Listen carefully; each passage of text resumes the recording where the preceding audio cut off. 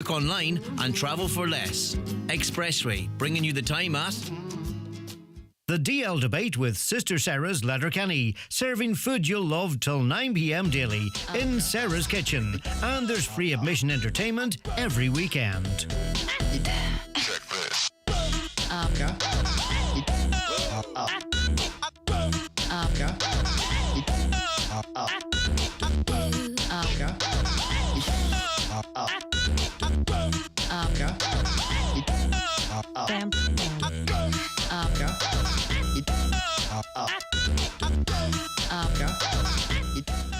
Welcome one and all to the DL Debate. Thanks so much for tuning in. This is your weekly radio show and podcast coming live on Highland Radio here, as ever, produced by Kevin Fury. How are you this evening, Kev? Thumbs up, good to go, good man. Listen, we're going to we're going to look across the GA world here in the Northwest shortly. We're going to catch up on all the weekend's action and talk a wee bit about the Donegal management. I have, of course, the legend that is Packy Boner coming on the show. A bit of a life story there after a few weeks of... We had Nadine Doherty, Colin McFadden, Joe Boyle, some great stories. And listen, the hero to us all, Packy Boner, of course, Celtic and Ireland. He'll join us to discuss life and sport. And of course, the small matter of representing Donegal in the GA. I'm very interested to hear his stories about that. He's played with a few legends. Speaking of legends, I'm joined by one now, the one and only regular contributor. There's Brendan Kilcoyne. How are you, sir? Are you coming in there, Brendan? We'll get you through. Coming in shortly. Kevin's going to play about there and get him in. Just a couple of results from the weekend there. Our Masters to book their semi-final spot with a win over Antrim at the weekend, 14 points to 5. Termon Ladies retained their Division 1 title, going from strength to strength, 3-12 to 1-5 against Niamh Connell, getting ready for a big championship push. In the hurling, a couple of big victories for Setanta over Buncrana and St Eunan's over Burt at the weekend there, and we're going to do a bit of a look into the hurling championship now as it gets down to the nitty gritty of it. Jared Gilmore, we keep mentioning, man of the matches, 2-12 again, some serious shooting from Han Russell Ford.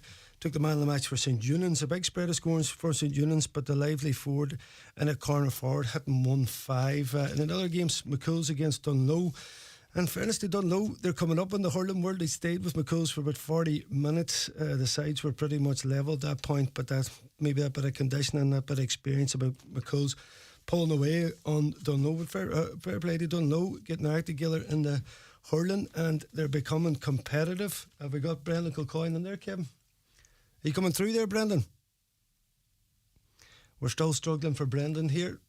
Now, what I was going to ask Brendan was the Donegal management.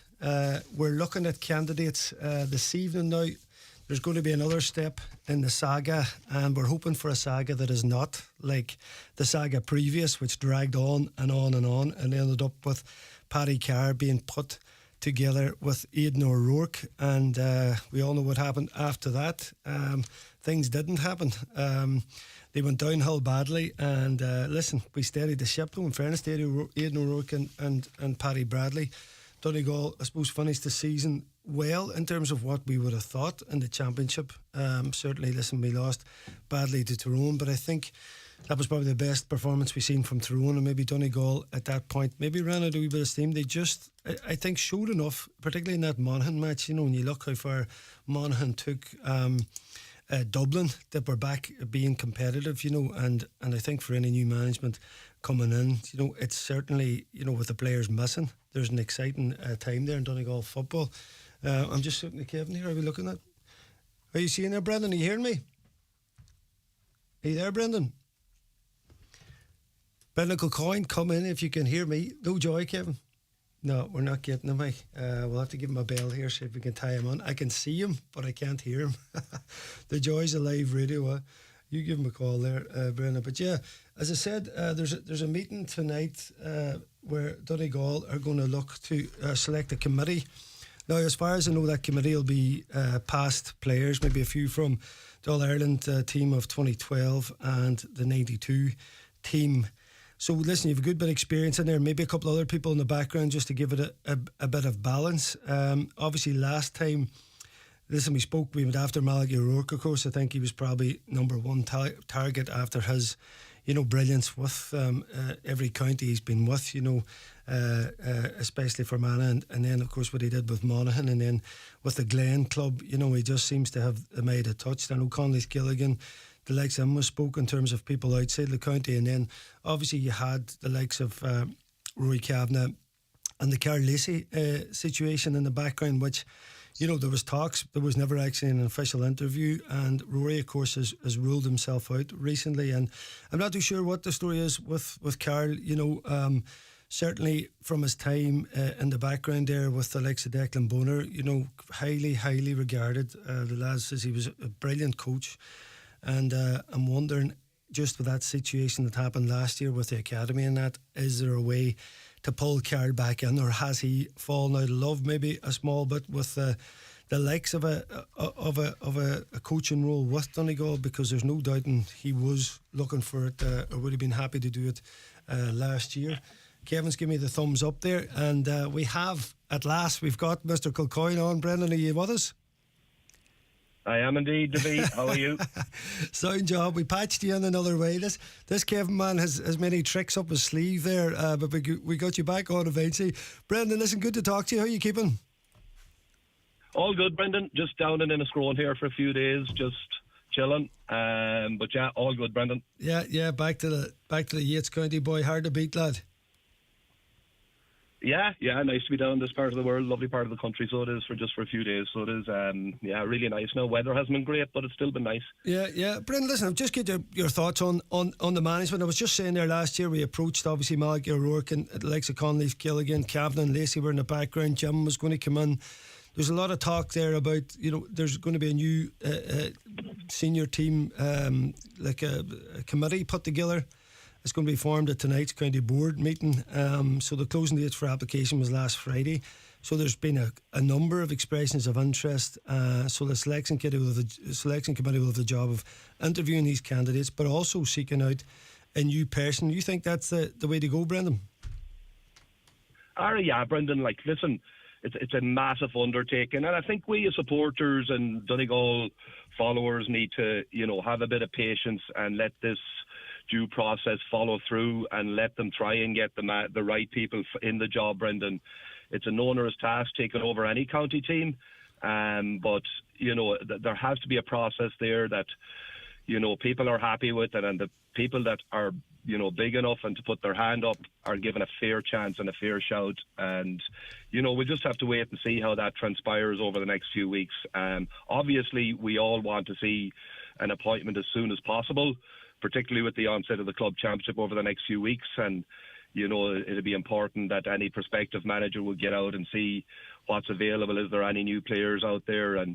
But yeah, you have to give due process. And I think I heard you mention in there that some lads from the 92 team are involved and that kind of thing in the selection committee as such. So that's good to hear. And we all have Donegal's football best interests at heart, and it's a matter of just making sure that the right process is followed and that we do get that person or that team when they do become available.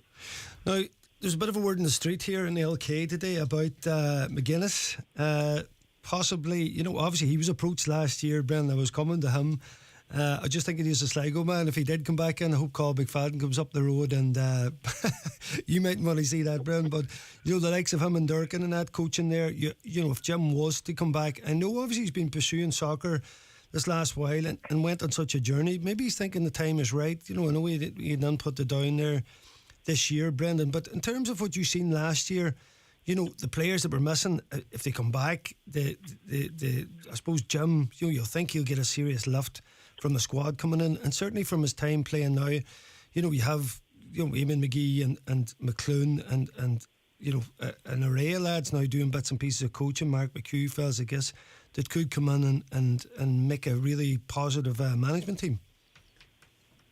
Oh yeah, absolutely. And I think obviously the mention of Jim McGuinness will excite people, based on his previous performance as manager of the county team back in the day. And then obviously, what's going to be crucial is that the availability of players. We went through them, Brendan. There was 8 or 9 players that would probably be starters that weren't available for selection last year. And I think something like Jim's appointment obviously would excite them players. You know, if you think back yourself, Brendan, or in our day, if you knew that someone like that was coming back in, it certainly would motivate you and make you want to be part of that setup, even though you'll have to go through a lot of pain for the winter probably, based on previous accounts. But, you know, it would be an exciting appointment for Donegal. And I think Donegal football would give it a great lift if that were the case, Brendan. But again, you know, it's speculation, and you know, Jim has a lot on his plate, young family, so we'll just have to wait to see how that transpires. Yeah.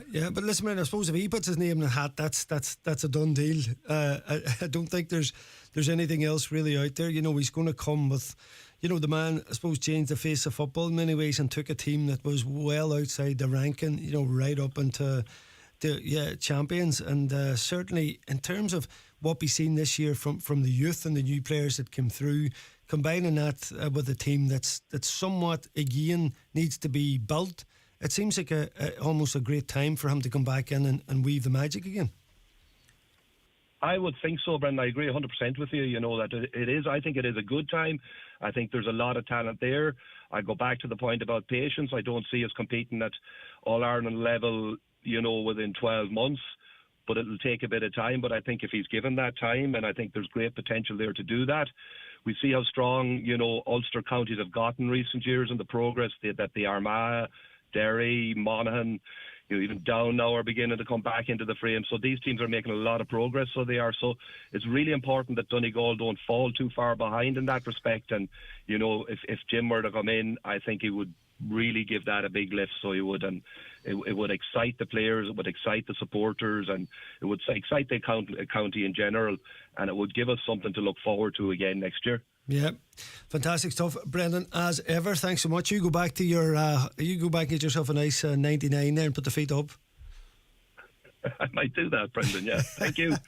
100%. Good to catch up to me. Great as ever, Brendan. I'll see you soon. Yeah, Brendan Kilcoyne there. Cheers, Brendan. Bye-bye. As ever. Bye-bye. Thanks very much. Sorry for a wee bit of technical problems there. Just I'm going to take an ad break, and after it we'll attempt to get Paggy Boner on. If you have any problems, we'll go to the phone. We're going to try him on the Zoom link first. I'll speak to you after these. Connect Hearing is open for free hearing tests. Our audiologist is available Monday to Friday for wax removal services at our Letterkenny clinic in the Courtyard Shopping Centre. We also offer a home visit for those who aren't able to visit us. Our hearing is our social sense. Are you finding hearing more of a challenge?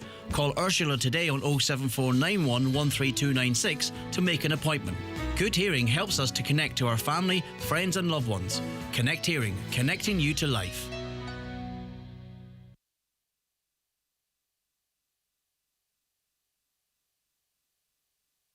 Bringing warmth and comfort to homes in Donegal and beyond for nearly 50 years. So visit our showrooms in Ballybuffet or call us on 074 9131 700 or online at thestovestore.ie for more details. All you need to make your house a home at Patterson's The Hall Lifford.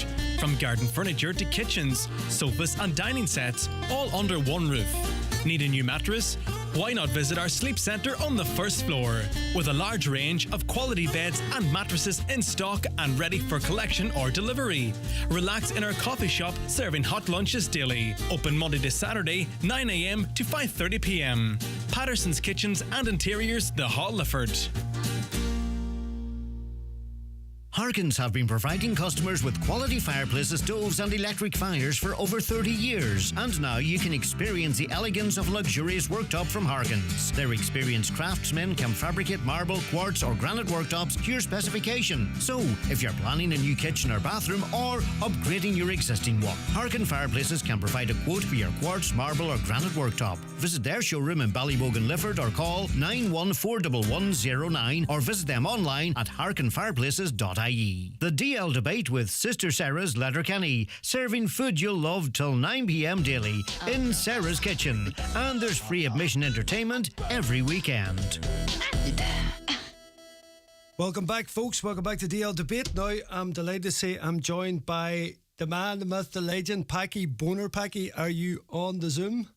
I am indeed. Can you hear me? Paggy, that is mighty. It's great to hear your voice, sir. We had a wee bit of technical there just on the last one, and I was hoping that everything would be all right. So great to hear you. I can even see you here on the monitor. So you're not aging at all. Hey, what's the secret? Age comes very quickly, to be honest. But I'm hanging in there. Put it that way. Oh, listen, Paggy, so many questions. What a life in sport, you know. And as I was reading through some of your life story there, I don't think, Paggy, even though we all know and admire you, that you're one of the most famous men ever to come out of Donegal. You lived through what was an absolutely phenomenal time in Irish sport. You know, it'll never be seen again. Let's be honest, Paggy. But very few people know about the early days. And just so I don't lose my GA license here, Paggy, we have to talk about these days on the GA. I didn't know much about this, to be honest, Paggy. You came from Cloughlass there, out in the west coast. You know, big family.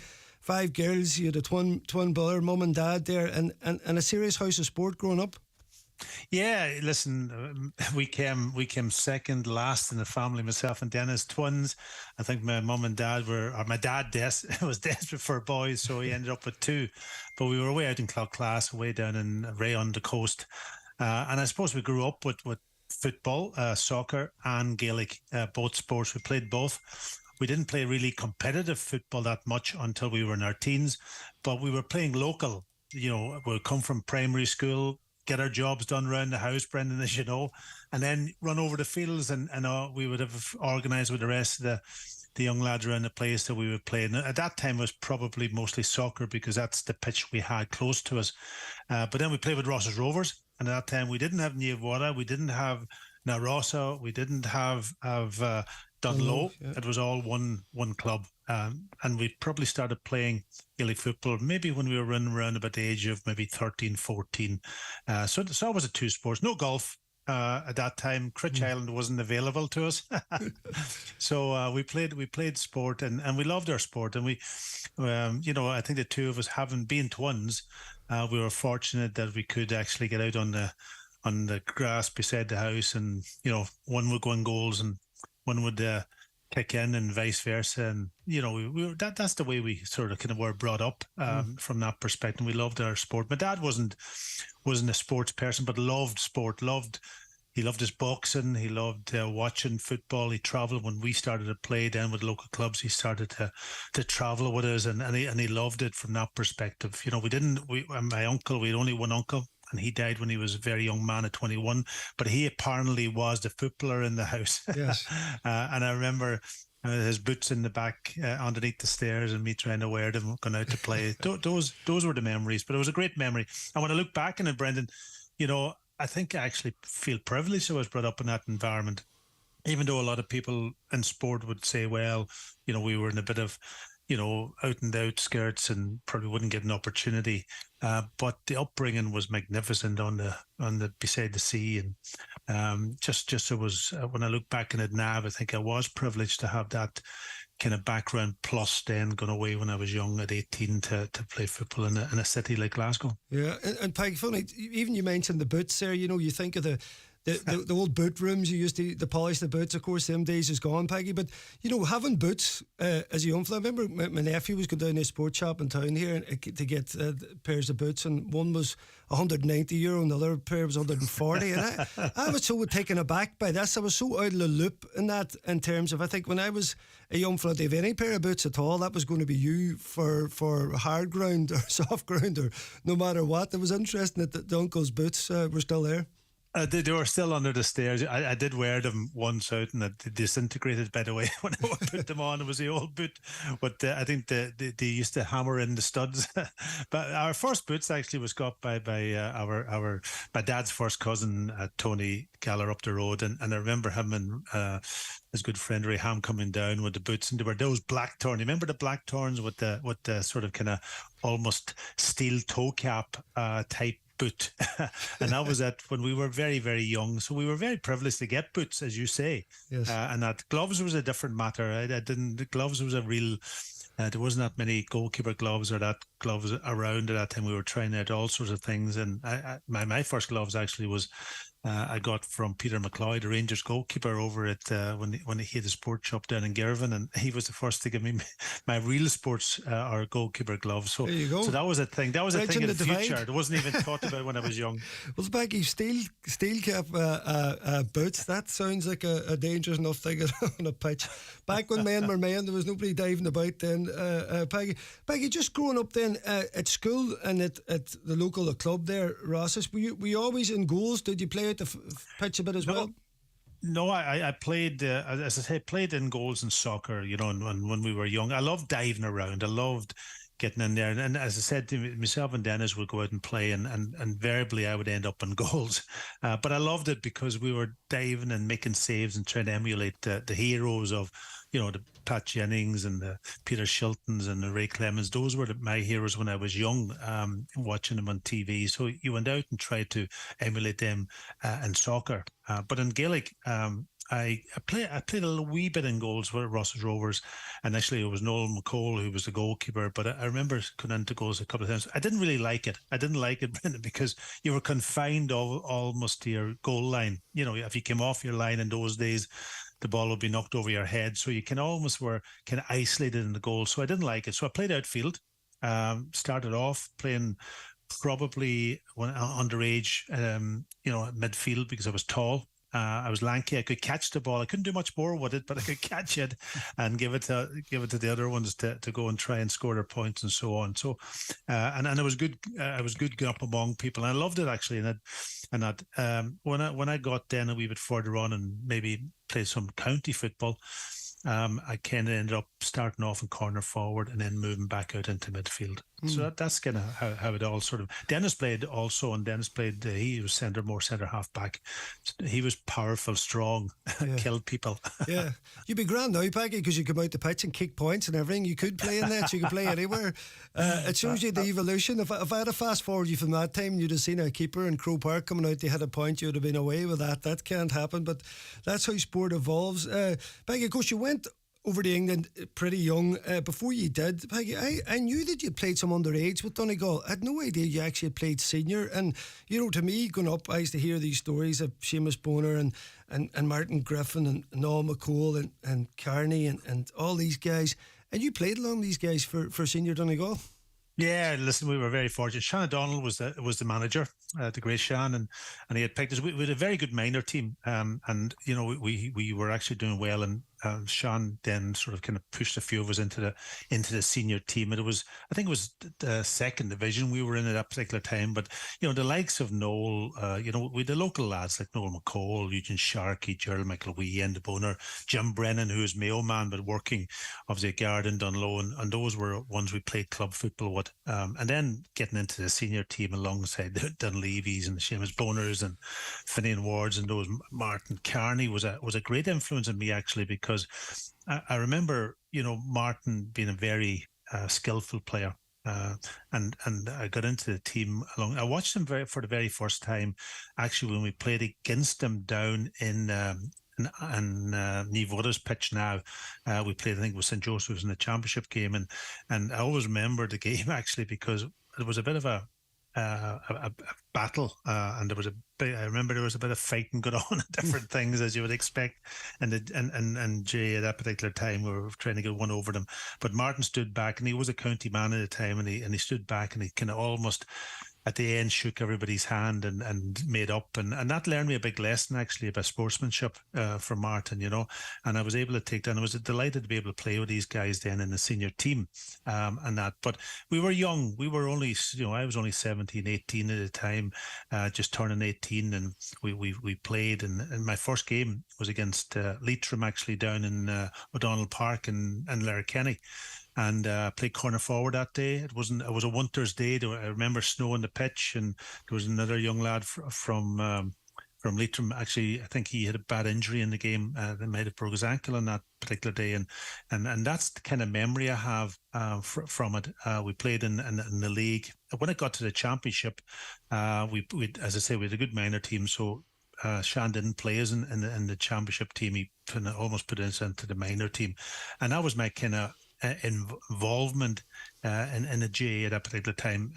Interestingly, we were too young probably to go on, but just you never know. If I didn't go to soccer, where would I have been?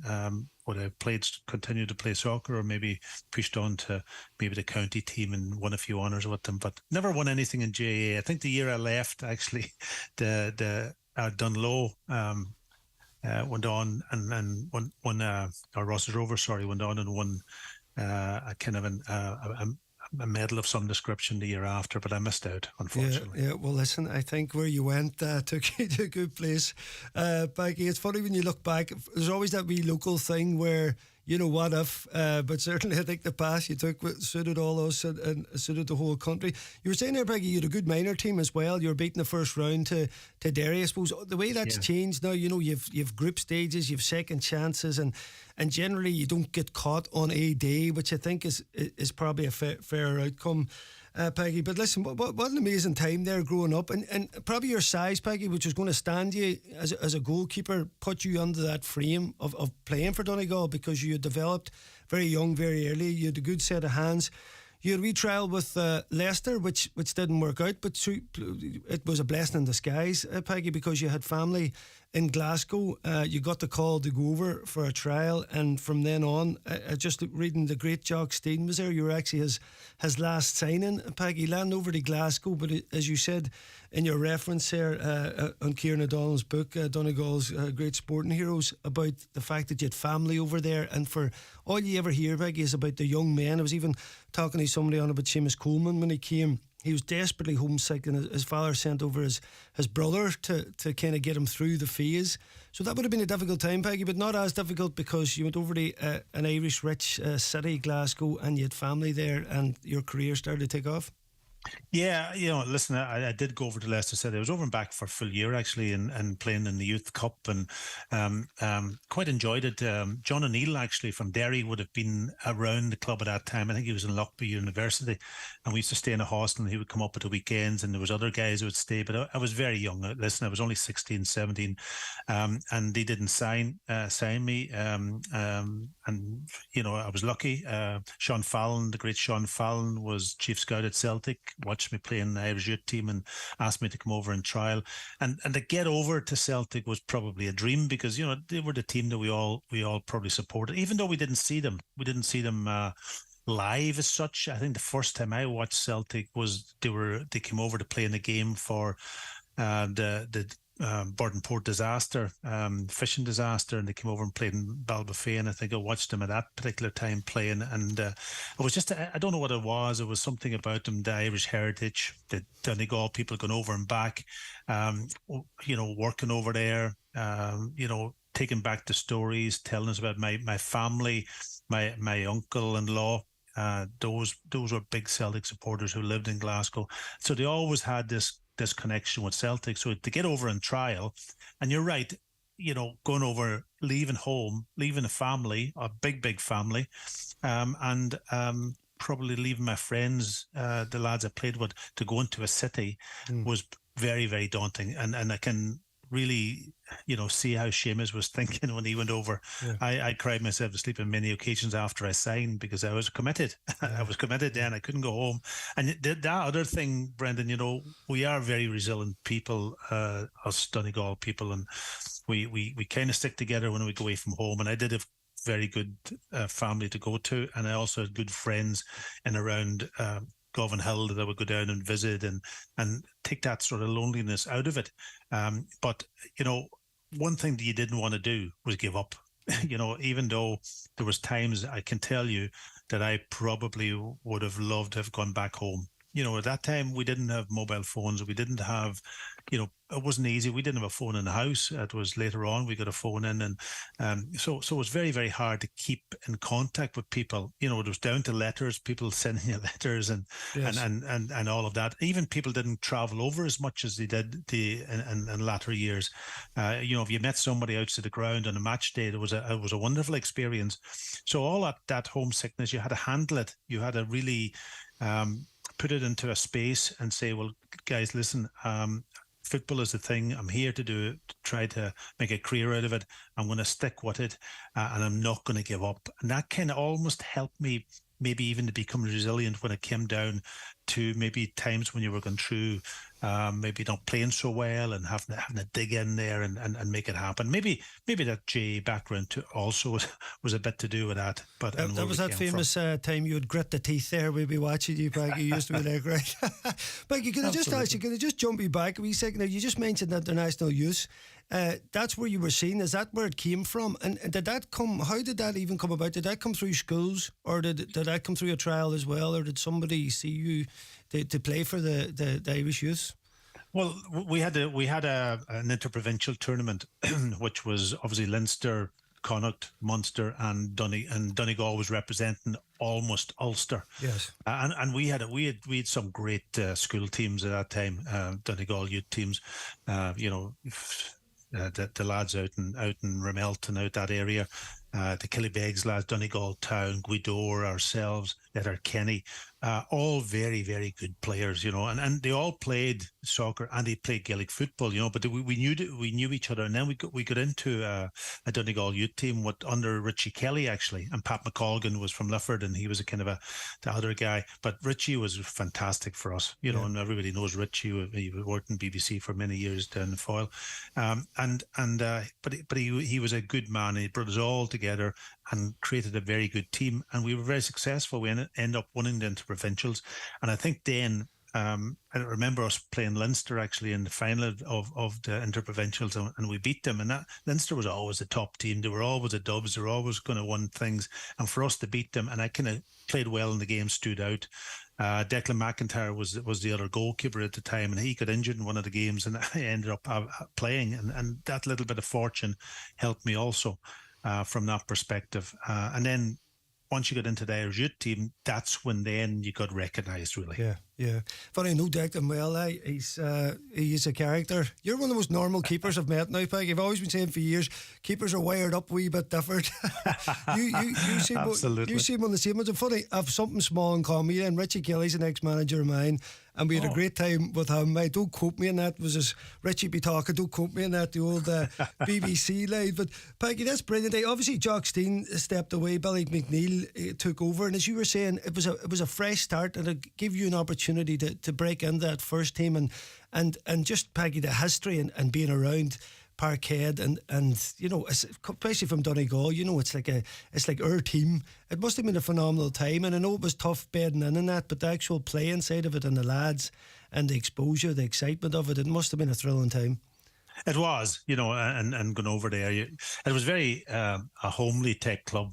I miss Sean Fallon, I must admit, but Sean stayed sort of quite close to us and went to the same chapel, so he used to invite us down for dinner and so on.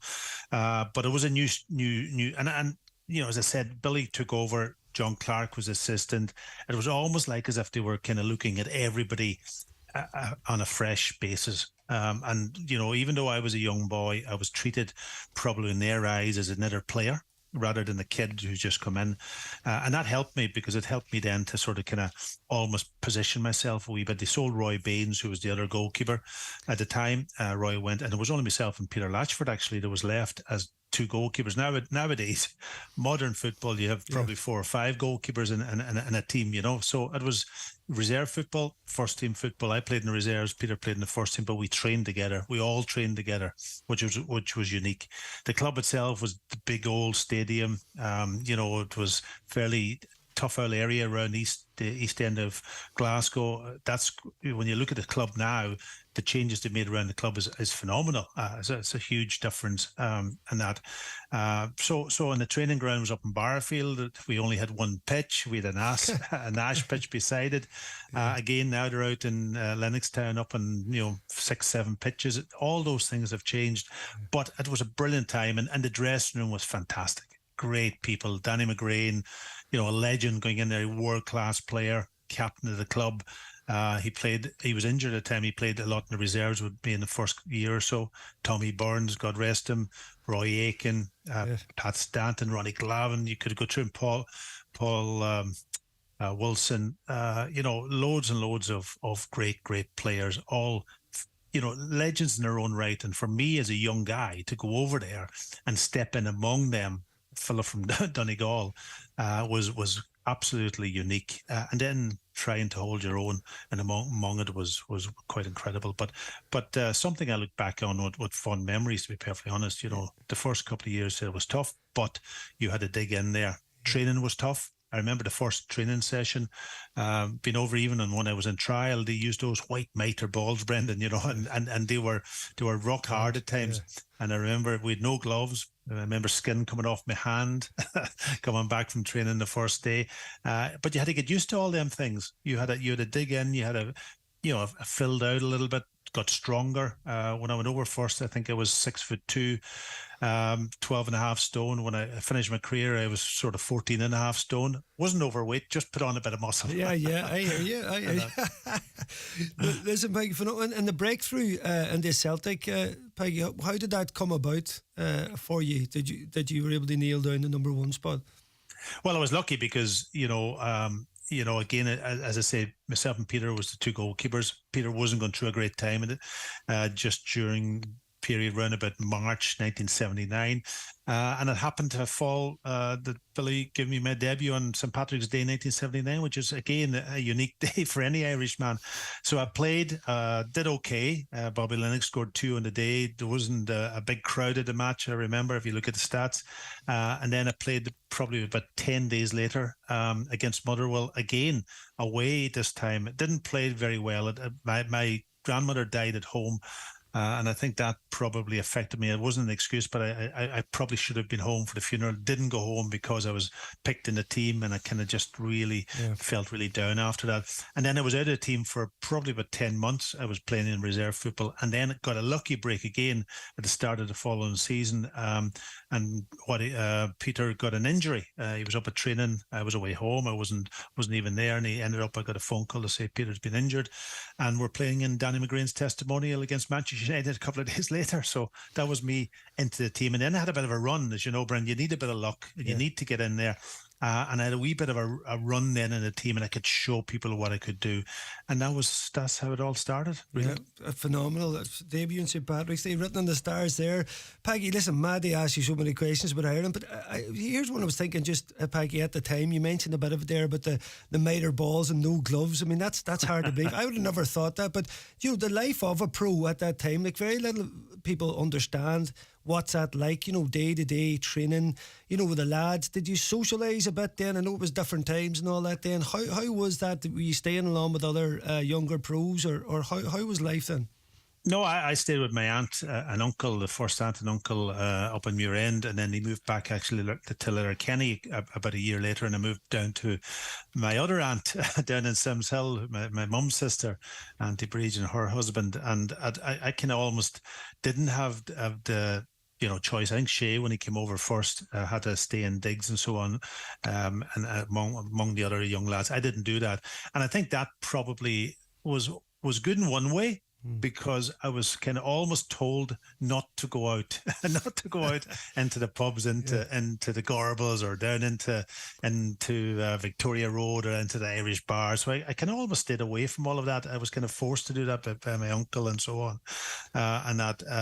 So I went out a little bit, but not maybe to the extent I would have if I was maybe in digs or I was with some of the other lads and so on. But at that time, you didn't go out anyway. 2 days before a game. Yeah. It was about getting up in the morning, getting in, training, resting, and playing, and so on. And that was your life, really. There was no.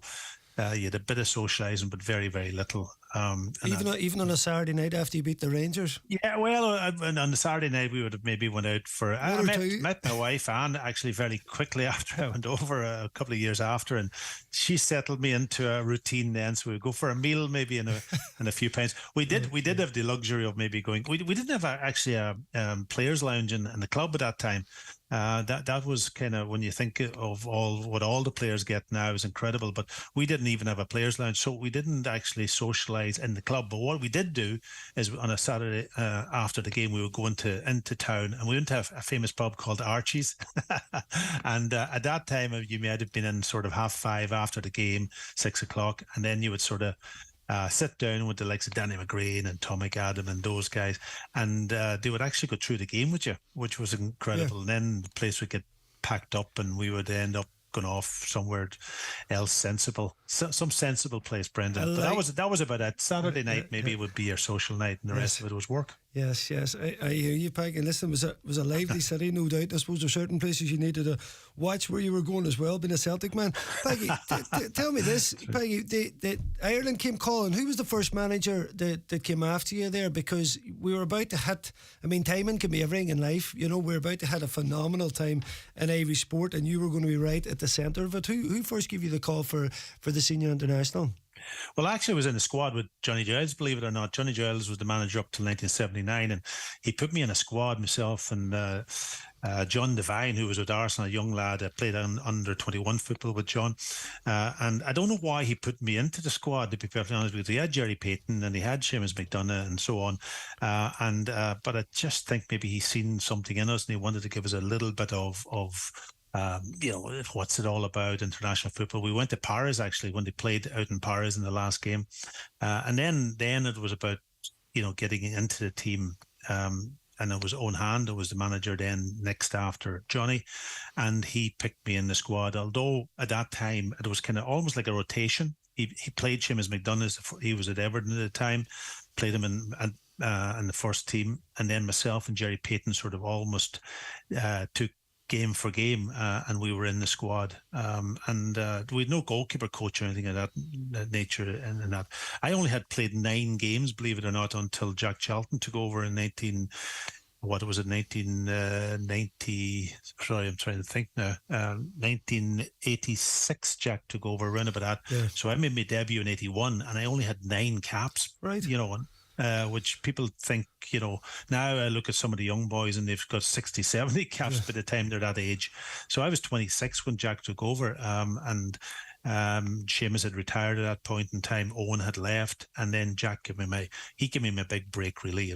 I was fortunate because I remember playing in a tournament up in Iceland, a tournament that we won, but I didn't actually play well in the tournament, and I thought, oh, that's it now, new manager Jack Charlton. He won't fancy a Scottish goalkeeper, or should I say, an Irish goalkeeper playing in Scotland. Yeah. And that, but he did, and he must have just seen something in me and stuck with me and let me play. And then I just went on sort of almost another 70, 71 caps or so, which was an incredible period of time that we went through under Jack. But Jack was the main man for me. Owen giving me my debut, Johnny giving me my first feel of international football. Yeah, and Peggy, was some time the players and all top team players, and I don't want to be disrespectful to current players there and that, but where the likes of Ireland pick from now is so different with the money that's gone on the Premier League. But at the time, it was all the top teams, Scotland and in England. And when you look back at these absolute household names, and none of us really, I suppose we hadn't qualified for a tournament, but bang, here comes Germany in 88, of course, going on to beat the English first day, and the phenomenal buzz that just came in the Irish soccer then, Peggy. It must have been an unbelievable roller coaster ride then in the Italian 90 and on the USA 94. I mean, the memories of it, I was just a young lad growing up, but I'll never ever forget it, and for you being in the middle of that, did you sense coming in there that we have a team here, there's no reason why we can't qualify for major tournaments, and that bit of belief started to go in? Because we did knock on the door a few times, Owen Hand and I say John Giles was in there, but it wasn't the Jackie come in that we got across the line and qualified. Yeah, and those barriers are always there for most sports people. You've got to get across them somehow. And for years and years, we had good teams, really good teams, but we just never managed to get it. I was fortunate to say that I was around when Jack took over, but he gave us self-belief, incredible belief, actually. And we started to win games away from home. I think, we beat Brazil in Dublin, which was a milestone. Liam scored. But I think the game and when we beat Scotland at Hampden was the one that I always look back on and say that sort of kind of almost cemented our belief that we can actually go and do something. Up until that's Ireland was struggling to win games away from home, but at that particular one, we had a few draws and so on, but beating Scotland in at Hampden, for me in particular, it was a fantastic occasion because some of the Celtic players that I was playing week in, week out were playing in the Scotland team, Roy Aikens and Paul McStays and so on, from that perspective. But we had a good team. When you look at the players that we had, and I quote this, and I'm going to quote it again tonight, that game that particular night. Paul McGrath played right back with Manchester United. Left back was Ronnie Whelan, Liverpool. Centre halves, Mick McCarthy, who was at Man City at the time, then came up to us at Celtic. Kevin Moore, Manchester United. On the right hand side, Ray Houghton, Liverpool. Midfield was Liam Brady, who had maybe just left Juventus, but played out in Italy. Mark Lawrence in Liverpool. Left wing, Tony Galvin, Tottenham. And up front, John Aldridge, Liverpool, and Frank Stapleton, Manchester United. And that's not counting the guys on the bench like, Dave O'Leary and Arsenal and so on and so forth. So we had an unbelievable strong team, a team that was winning things at club level and qualifying for European competition. I was in goals. I played with Celtic for quite a number of years in European competitions. The Liverpool lads won in European Cups and so on. So it was just, I think, a matter of time before we broke that barrier. And once we did it and we grew in confidence, then wow. I think the belief and what Jack gave us, made it very simple, Brendan. He didn't overcomplicate things. Maybe some people will probably look back and say maybe we should have played a bit more football and so on and so forth. But he looked at European football and international football, and he said, if we do these things, we'll be successful. And that's what we were. And the way that it captured the imagination of the fans and the Irish people was incredible also. And if you think about it, listen, we're here tonight talking on the show where it's maybe predominantly maybe GAA you talk about, Brendan, but from that perspective, it captured the minds and imagination of people within the heart of the GAA also, the rugby people, and they all came on that journey with us because we were Irish. We wanted to do something very, very special for our country. The pride was running through us, and that's a phenomenal thing to be able to achieve, to get everybody on the one side. Success helps, of course, and then qualifying for the World Cup in '90 was just a dream come true for all of us. Yeah, and this bag, you'd phenomenal. I mean, obviously, you said 88, 90, 94. Was 90 your favourite, obviously, make it all the way to the quarter-final, playing Italy? I mean, the memories of that bag, of course, the famous shootout, the Tomafi penalty. I was only reading back there where you said a couple of players come in and celebrated it, and you were afraid they could have the penalty retaken. That must have been. Yeah, I didn't know this at all. That must have been a frightening prospect. But that moment, Baggy, where you saved that penalty, the joy of progressing this Irish team is, finally on the world stage at that point, that we're going all the way to a quarter. I mean, it was unbelievable stuff. And as you said there, the talent was there. And I love the fact that Jack instilled that belief in you, because something just special happened around that Ireland team at the time. Yeah, listen, what Jack also gave us was responsibility, from a leader. I talk about leadership a lot, and Jack would be the one person that would sort of pick out from a point of view of giving us that responsibility to take on certain things that nobody else would have asked us to do. He asked me to do all the defensive stuff, which I had to do as a young man, and tell people like Liam Brady and, Mick McCarthy and Kevin Moore and Paul McGrath, those kind of guys, to go and do certain things defensively from set pieces, and that was never given to me before, probably at Celtic, and that so I look back at it, and I grew in the team with that from that perspective. 88 was phenomenal. Beating England was phenomenal. I think that was the one I pick out mostly as my favourite game. But then when you go on the world stage, it's a different level. Look at the girls at the moment. They're the European Championships or whatever, even England European Championship. But no, once you get to the World Cup, you're against the top teams in the world. You're playing against top players, players that you can only sort of kind of look back and when you were young yourself. And I was influenced by 1970 in the World Cup and the great Brazil team at that time, and then suddenly to be in that position yourself, actually doing it in Italy was unbelievable for all of us. Tough old games, going out to Sardinia first, then down to Sicily, and then into the big one up in Genoa, which has changed people's lives, I think. Yeah. I was just thinking about the big booming kick in the Quinn against the Dutch. I was thinking now that was penetrating passes. Listen, I'll give you that. See, now you would have to put that down and play it about. You'd be doing step overs now, Peggy. If we put you in the modern game, Peggy, listen. Obviously the USA, the heat out there seemed to be massive, but again, an unbelievable tournament from the Irish, and again the Irish diaspora out there. Peggy, listen, all I remember from my youth is the celebration around it created, because we were going from a point of not even being there, and the fact that we progressed at all or got out of groups and that, I mean, it was phenomenal stuff, Peggy. I just have a couple of quick questions for you, Peggy. This one saying, if you were starting all over now, Peggy, would you be playing for Dunloe or Nivora? Dunloe's my team. Sorry to say. Sorry, your bro Owen, Carl, your brother-in-law, put me up to that one. Sorry, Peggy. There's a few texts. Even though my mother was from Mulladuff, right. Okay, up at the back of the pitch. You have to keep everything. That's diplomatic. I heard you nearly get into politics, actually, Peggy. That's very diplomatic. That was almost an option. Peggy, another question here. There's a lot of texts coming in, Peggy. Just thanks so much for the memories and the phenomenal time people had in their lives. There's one here asking, this is from Mark and Lifford, so this might be a bit loaded, this question. Who was the best, Packy or Shay Given?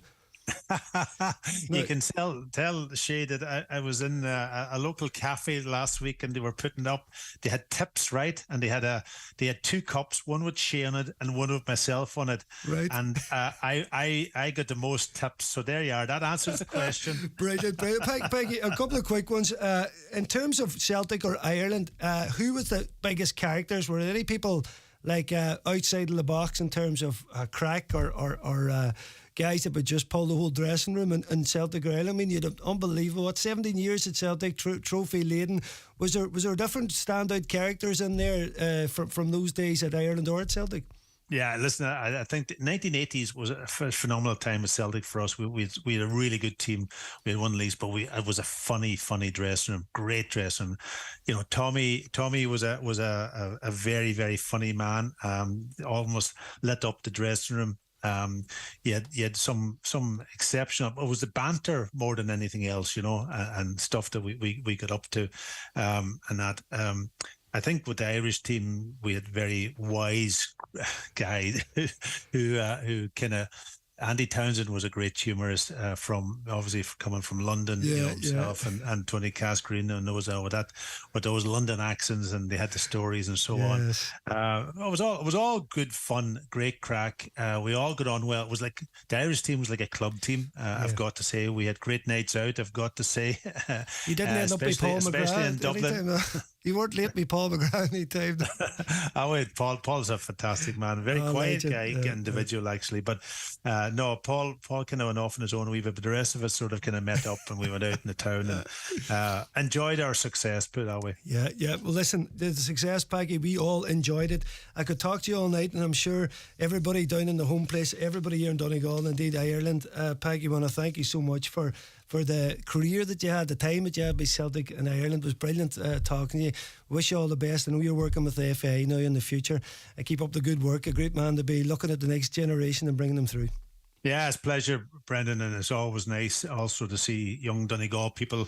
Hopefully the girls will do well out in the World Cup in the next couple of games to Amber. Might get a run, who knows? Ciara Grant might get a run also, and it's great to see. And all the other young boys and that's got an opportunity to go and play, whether it's for Donegal or whether it's for the international team or underage. I just wish them all the very best, and if they can live what I went through, then I'd be very, very happy. Thanks very much. That's brilliant. Great finish, Peggy Boner.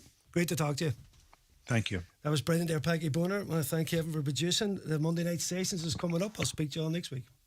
The DL Debate with Sister Sarah's Letterkenny, serving food you'll love till 9 p.m. daily in Sarah's Kitchen. And there's free admission entertainment every weekend.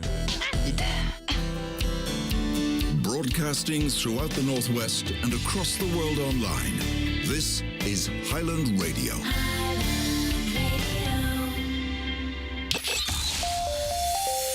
Live, on air, online, and on the Highland Radio app. This is Highland Radio News.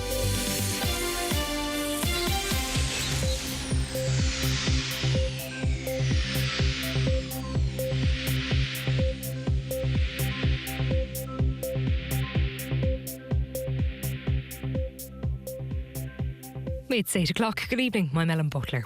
The Taoiseach says Irish people who want to cancel trips to Greek islands hit by wildfires should be refunded. Micheál Martin has urged Irish people in Rhodes and Corfu to follow the local advice. Some holidaymakers have had